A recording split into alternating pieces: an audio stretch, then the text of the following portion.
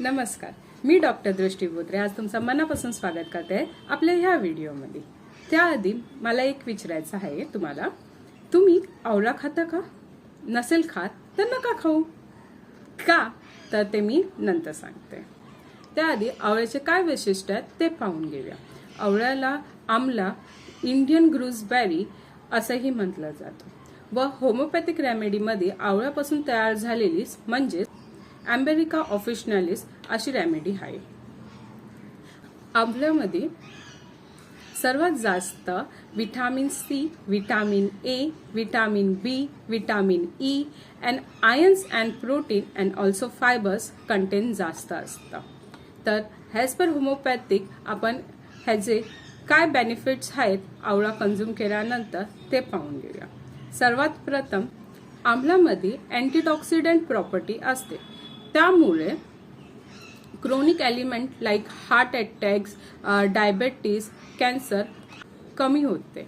Second, immunity सिस्टमवरती आमला काय act करतो? आमल्यामध्ये अँटीबॅक्टेरियल प्रॉपर्टी आहे, ज्यामुळे इम्युनिटी सिस्टम इम्प्रूव्ह होते।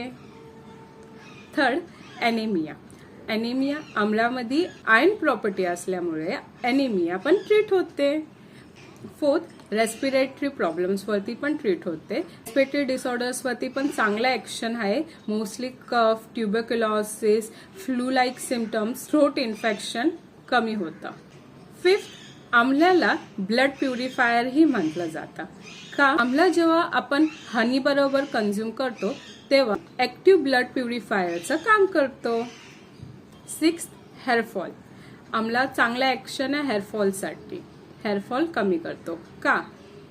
तर आमळामध्ये antioxidant, ions and vitamin C जास्त प्रमाणात आहे, त्यामुळे हेअरफॉल रिड्यूस होते अँड हेअर कलर पण मेंटेन ठेवतं। वेरस आमळामध्ये अँटीबॅक्टेरियल प्रॉपर्टी पण आहे, ज्यामुळे जे डॅन्ड्रफ्स असतात ते पण कमी होतात। त्यामुळे तुम्ही बघितलं असेल शॅम्पूजमध्ये, हेअर शॅम्पूजमध्ये जास्त प्रमाणात आमला असतं। का? तर ते हेअरफॉल कमी करतो आणि डॅन्ड्रफही कमी करतो।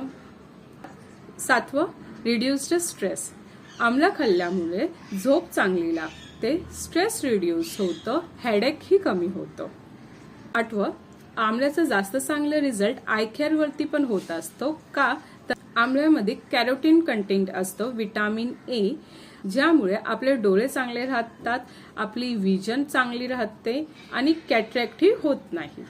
नववं, डायुरेटिक्स आमला हा एक चांगला डायुरेटिक इन नेचर आहे, ज्यामुळे जे पण अँटीटॉक्सिन्स आपल्या बॉडीमध्ये असतात ते काढून टाकतात। आमला खाल्ल्यामुळे इन्क्रीज इन व्हॉल्यूम आणि फ्रिक्वेन्सी ऑफ युरिनेशन जास्त असते, युरिन आपल्याला जास्त होत असते, ज्यामुळे आपले जे बॉडीचे टॉक्सिन्स असतात ते बाहेर टाकून दिले जातात। 10वा, आमला हे डायजेस्टिव्ह प्रॉपर्टी ही बोलला जातो। का? तर आमळामध्ये अँटीफायब्रसची प्रॉपर्टी आहे, ज्यामुळे आपली ओव्हरऑल डायजेस्टिव्ह प्रॉपर इम्प्रूव्ह होते। 11वा, ऍब्झॉर्ब कॅल्शियम आमला हे चांगलं ऍब्झॉर्ब करतो कॅल्शियम्सला। 12वा, मोस्ट इम्पॉर्टंट सर्वांसाठी अँटी एजिंग आहे, आमला हे अँटी एजिंग आहे। का? तर आमळामध्ये अँटीऑक्सिडंट प्रॉपर्टी आहे, अँटीऑक्सिडंट प्रॉपर्टीमुळे जे पण काही व्रिंकल्स आहेत, डार्क सर्कल्स आहेत, या कुठलेही एजिंगचे प्रॉपर्टीज आहेत ते कमी होतात, एजिंगचे जे साइन्स असतात ते कमी होतात। थोडक्यात काय, तर आमळा खाल्ल्यामुळे आपली जी सुंदरता आहे ती टिकून राहते, म्हातारपण लवकर येत नाही आणि आपली स्किन, आपले जो चेहरा आहे तो ग्लो करत असतो, पुण्यासारखा दिसत असतो।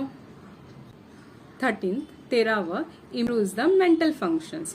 का? तर आमला डेली कंझ्युम केल्यामुळे आपले जे नर्व्स आहेत त्याची ऍक्शन्स प्रॉपर चांगली होते, ब्लड फ्लो चांगला होतो, त्यामुळे कॉन्सन्ट्रेशन चांगलं असतं, मेमरी पॉवर चांगली असते, आपली स्किल्स पण चांगली राहते। 14वा, वेट मॅनेजमेंटमध्ये पण खूप चांगले रिझल्ट आहेत। का? तर आमला हे मेटाबॉलिझम बूस्ट करतो अँड बॉडी फॅट रिड्यूस करतो, ज्यामुळे आपलं वेट लॉस होत असतं। 15वा, स्किन केअर वरती पण खूप चांगला उपयोग आहे आमल्याचा। तर आम्लामध्ये हार्मफुल टॉक्सिन्स जे आहेत ते बाहेर टाकले जातात, ज्यामुळे आपली स्किन चांगली राहते, शाईन होत असते. वेअर एज जे पण पोर्स आहेत टाइटनिंग करतात, क्लिअर करतात, स्किन आपली हेल्दी राहते. आता मला तुम्हीच सांगा, आता आपण एवढे चांगले फायदे बघितले आहेत, तर आमला हे खूप चांगलं आहे की नाही आपल्या बॉडीसाठी? बट आपण चांगली गोष्ट तर खात नाही ना, म्हणून सांगितलं नका खाऊ. इफ तुम्ही खात असेल तर तुम्हालाच नक्की फायदा होणार आहे. तर मग तुम्हाला खायचंय की नाही खायचंय हे तुमच्यावरती आहे. बट मी तुम्हाला एक नक्की सांगेल, if wrong food we eat, medicine is of no use, and if right food we eat, medicine is of no need. म्हणजे काय, जर आपण चुकीचं पदार्थ खाल्लं तर मेडिसिन्स तुम्ही किती पण खा, त्याचा काही उपयोग नाही. आणि इफ जर आपला पदार्थ चांगला असेल, इफ आपला फूड कंटेंट चांगला असेल, तर तुम्हाला मेडिसिनची कधी गरजही लागणार नाही. सो आपलं कुठलं फूड आपण खातोय ते आपलं लक्ष द्या आणि हेल्थ आपली चांगली ठेवा. जर तुम्हाला आजची ही व्हिडिओ आवडली असेल तर लाईक, शेअर आणि सबस्क्राईब करायला विसरू नका. धन्यवाद. थँक्यू.